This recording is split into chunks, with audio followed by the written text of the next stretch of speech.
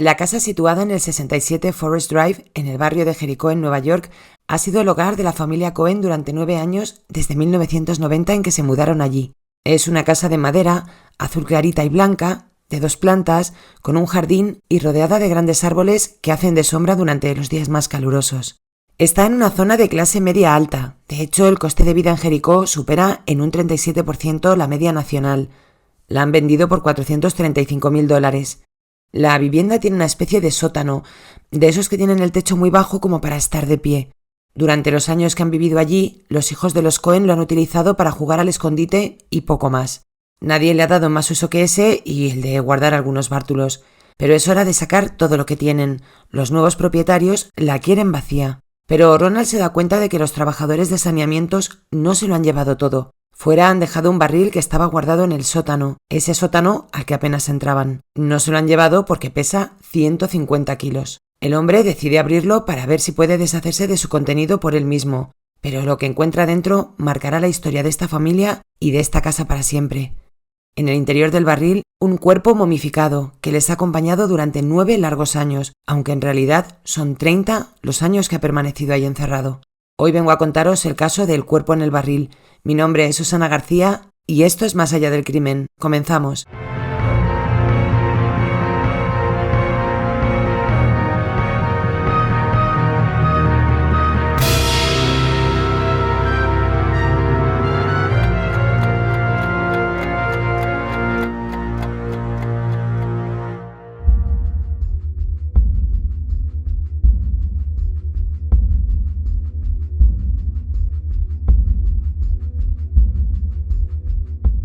Cuando Ronald abrió la tapa del barril, de una capacidad de más de 200 litros, lo primero que notó fue un hedor espantoso. Tras cubrirse la boca y la nariz con el brazo, se asomó para ver en su interior. Allí lo que parecía ser una mano y un zapato de color rojo. El hombre llamó al 911 para dar aviso del hallazgo y los agentes se desplazaron allí inmediatamente. Enseguida la zona fue acordonada y los curiosos se amontonaban. El barril fue transportado a la morgue para hacerle un estudio forense exhaustivo. Dentro, efectivamente, había un cuerpo momificado. Sabían que correspondía a una mujer joven. Encontraron numerosos pellets de plástico, unas hojas de plástico verdes y en el fondo del barril, el bolso de la mujer. Estaba sumergido en una especie de líquido como de un color marrón verdoso. Este fluido había prácticamente destrozado todo lo que se encontraba dentro del bolso, papeles y hasta una agenda de direcciones. La causa del fallecimiento había sido un fuerte golpe en la cabeza que le había provocado fracturas en el cráneo. Junto a estas fracturas se encontraron sangre, por lo que sabían que la mujer estaba viva en el momento en el que fue golpeada. Se trataba de una mujer de raza blanca o hispana de entre 20 y 30 años y de una corta altura, sobre 1,5 metros. Tenía algunas piezas dentales tratadas y los investigadores pronto supieron que se trataba de una mujer definitivamente hispana, ya que los odontólogos norteamericanos no realizaban ese tipo de trabajos. Era más bien de algún dentista sudamericano. Tras realizarle unas pruebas de rayos X, los forenses descubrieron que la mujer estaba embarazada en el momento de su muerte. Un embarazo que estaba próximo a su fin. Un embarazo de prácticamente 9 meses. Encontraron también en el cuerpo 2 anillos y un medallón. Una vez analizado el cuerpo, se centraron en el barril. En él había una numeración, una especie de código, sin especie, es un código que las empresas químicas están obligadas a poner por ley, ya que hay una estricta regulación legal al respecto. El código, aún visible, llevó a los detectives hasta una empresa de químicos en Linden, Nueva Jersey, a menos de 100 kilómetros de donde había sido encontrada. Los registros indicaban que el barril había sido fabricado en el año 1965. Los especialistas analizaron también el contenido de la agenda que habían encontrado en el bolso. Después de secarla durante días y ser analizada con un equipo de luz especial ultravioleta, pudieron sacar los nombres, direcciones y teléfonos de varias personas. Intentaron contactar con todos los teléfonos que iban saliendo de la agenda, pero teniendo en cuenta que esto había ocurrido hace tantísimos años, no consiguieron encontrar a ninguna de las personas que aparecían listadas. Descartaron al propietario de la vivienda, que contó que a él se la habían vendido hacía 9 años. El propietario anterior había tenido esa casa durante pocos años también, por lo que fue eliminado como sospechoso. La casa solo había tenido un propietario más desde que se construyó en 1960. Se llamaba Howard Elkins, un hombre que estaba ahora jubilado y tenía residencia en Florida. Los vecinos, algunos de los que seguían viviendo allí desde los años 60, le contaron a los investigadores que Howard, el primer propietario, trabajaba en algo relacionado con plásticos. Era el propietario de la fábrica Melrose Plastics, situada en Manhattan, Nueva York, y se trataba de una empresa que fabricaba plantas artificiales. ¿Os acordáis que al principio os he contado que en el barril habían hallado pellets de plástico y una hoja de plástico verde? Bueno, pues aquí ya tenían la conexión, aunque seguían sin saber quién era la mujer encontrada dentro del barril.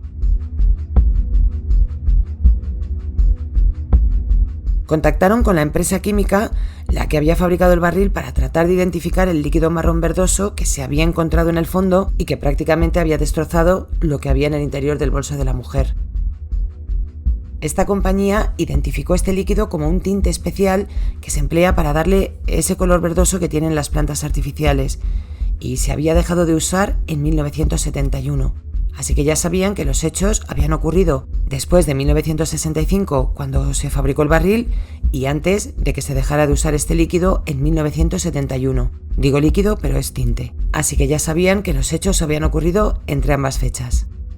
Los medios de comunicación publicaron la noticia y fue toda una sensación.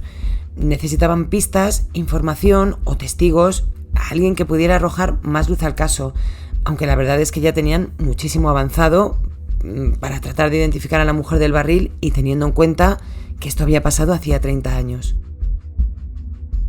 La policía del condado de Nassau recibió una llamada anónima. Alguien que no quería dejar su nombre les contó a los detectives que sabía de dónde venía el barril. Los químicos que usaban eran para lo que ellos ya sabían, que era para colorear las plantas y árboles artificiales. Parece que este testigo podía ser un ex empleado de la fábrica de Howard, ya que también les contó que a finales de los años 60 Howard tenía una amante hispana que trabajaba en la fábrica también. Y ya os digo que la investigación estaba avanzando a pesar de haber pasado 30 años y bueno, pues con eso ya tenían al propietario de la casa donde había aparecido el cuerpo de la chica, que además estaba vinculado con el barril donde había sido encerrada. La chica ya sabían que era hispana por el estudio dental que le habían realizado, y Howard había tenido una amante hispana. El siguiente paso fue desplazarse hasta Florida para hacerle una visita a Howard Elkins. Cogieron un vuelo y se presentaron en su casa. El hombre, pues parecía que no quería colaborar demasiado con los agentes. Contestaba todo: no sé, no me acuerdo, pues no había visto nunca ese barril, no, nosotros no usábamos químicos para las plantas. Él no tenía ni idea de nada. Y cuando le preguntaron si alguna vez había tenido alguna relación extramarital, los detectives se sorprendieron porque a esto sí contestó y dijo que sí. Pero claro, no se acordaba de su nombre, tampoco se acordaba de cómo era físicamente, ni si era alta, baja, hispana, blanca, nada. La verdad que este señor no estaba por la labor de querer ayudar a los agentes del caso. Estos ya sabían que Howard estaba mintiendo y le pidieron por favor una autorización para cogerle una muestra de ADN y cotejarlas con el cuerpo del bebé no nacido. Dijo que no y les pidió que se marcharan de su casa. El detective que cuenta los hechos asegura que le dijeron: no se preocupe, señor Elkins, nos marchamos, pero vamos a volver con una orden. Vamos a coger una muestra de ADN y le vamos a detener y a encerrar de por vida. Eso no ocurrió. Elkins se fue directo a comprar una escopeta y dentro de su coche, en el garaje de su vecino, lo encontraron muerto. Su cuerpo estaba en la parte trasera del vehículo y sujetaba la escopeta con sus piernas y había decidido apuntar a su cabeza. No tenían culpable, pero sí su sangre para poder llevar a cabo la prueba de ADN. El resultado fue más de un 99% positivo. Howard Elkins era el padre del feto encontrado en el barril. Pero Howard no había hablado de esto con nadie, no había dejado una nota, ningún mensaje y nada que pudiera ayudarles a identificar el cuerpo de la chica. Lo único que tenían era la agenda encontrada en su bolso y seguían trabajando para sacar toda la información posible, que no era fácil debido al tiempo que había pasado y las condiciones donde se había conservado durante 30 años. Entre esas notas y contactos que salieron a la luz había una nota que decía: «No te enfades, dije la verdad», y un nombre con una dirección, el de Kathy Andrade. Kathy vivía en el mismo sitio que hacía 40 años, no se había mudado, y gracias a ella los detectives pudieron saber que la mujer del barril se llamaba Reina Angélica Marroquín, una joven de El Salvador que había desaparecido hacía 30 años. Ella misma había ido a la comisaría, pero no le habían hecho caso cuando dijo que era una mujer hispana embarazada. Reina nació en El Salvador en 1941. Era una chica muy familiar y se llevaba fenomenal con su madre, digamos que era como su mejor amiga. Se casó muy joven y en 1966 se enteró de que su marido le estaba siendo infiel. La amante de su marido se había quedado embarazada y Reina había decidido abandonarle. Poniendo tierra de por medio, se marchó a Estados Unidos, donde empezó una vida desde cero. Empezó trabajando de niñera y luego se mudó al hogar de mujeres solteras de Manhattan. Iba a clases de moda y se apuntó también a clases de inglés. Su profesora era Kathy Andrade, quien más adelante denunciaría su desaparición. Fue ella quien le encontró un trabajo en la fábrica Melrose Plastics. Reina conoció a un hombre en Nueva York del que se enamoró. El único problema es que este hombre, de quien no reveló su nombre, ya estaba casado y tenía 3 hijos. Como muchas mujeres en esta situación, ella creía que su amado dejaría a su mujer para irse con ella. Siguió pensándolo cuando se quedó embarazada de él, pero eso tampoco animó al hombre a divorciarse. Le consiguió un pequeño apartamento para que pudiera vivir con la falsa promesa de que pronto daría el paso. El embarazo llegaba a su fin y el divorcio nunca llegaba, y harta de tanto engaño se armó de valor y llamó a la mujer de su novio para contarle en primera persona que estaba esperando un hijo de su marido. Lo mismo que hace 3 años le pasó a ella cuando se enteró de que su marido esperaba un hijo de otra mujer, pues ahora le estaba ocurriendo a ella, pero ahora en el lado opuesto. La bronca en casa del matrimonio fue monumental y el hombre estaba enfurecido, tanto que la llamó para amenazarla. «Estás muerta», le sentenció. Reina le contó a Kathy lo que había hecho, porque la llamó por teléfono. Le dijo que se sentía mal por haber soltado el bombazo, pero también sentía miedo por él. La había amenazado. Kathy acudió rápidamente al apartamento de Reina, pero para cuando llegó, la chica ya no estaba allí. Kathy esperó y esperó, pero Reina nunca volvió de vuelta. Preocupada, acudió a la policía, quien, como ya os he comentado antes, no le dio la menor importancia. Incluso le dijeron: «Se habrá ido de compras». Pero Reina no se había ido a ningún sitio. En El Salvador su madre también estaba nerviosa. Hacía tiempo que no recibía ninguna carta de su hija y eso no era nada normal en ella. También acudió a poner una denuncia, pero pues los años que eran y tal vez que no había muchísima conexión entre las policías de distintos países, esto no hizo saltar las alarmas y tuvieron que esperar 30 años para saber la verdad.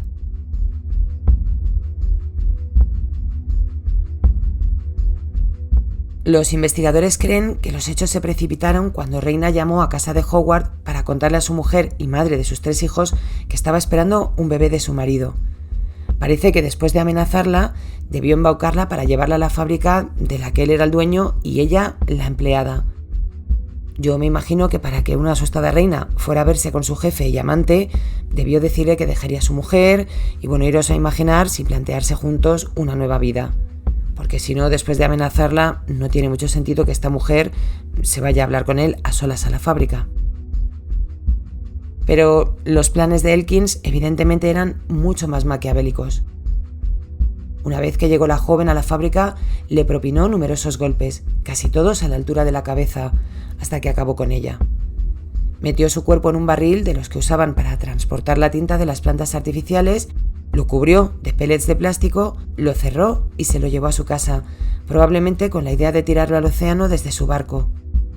Pero claro, el barril pesaba unos 150 kilos y eso era demasiado para poder subirlo a la embarcación, por lo que tan solo pudo dejarlo en el sótano del 67 Forest Drive, donde permaneció durante 30 años. A mí me sorprende que ninguno de los propietarios, que hubo 2, el segundo ya sabemos que lo encuentra, pero estuvo 9 años con el barril en el sótano y el anterior pues tampoco, o sea, ahí se quedó el barril y ahí, en fin. Un reportero del Newsday localizó a la madre de Reina en un pequeño pueblo de El Salvador. La mujer seguía viva, tenía 95 años y casi se desmaya tras escuchar que habían encontrado el cuerpo de su hija. Y aunque ella misma había soñado que la chica ya no estaba viva y hasta dice haberla visto en un barril en sus propios sueños, la esperanza es lo último que se pierde, y más un padre o una madre. Y esta ha sido la increíble historia de Reina Angélica Marroquín y de cómo un triángulo amoroso acabó en tragedia. 2 vidas que se perdieron por la rabia de un cobarde que en vez de asumir sus errores prefirió que otros pagaran por ello. Gracias, como siempre, por estar una semana más ahí, en especial a mis miembros de Patreon, Rousseff Ferrer, Sumi, Alberto Fernández, Juan Perdomo y Lucas Raúl. Os mando un beso enorme a todos y os deseo una feliz semana.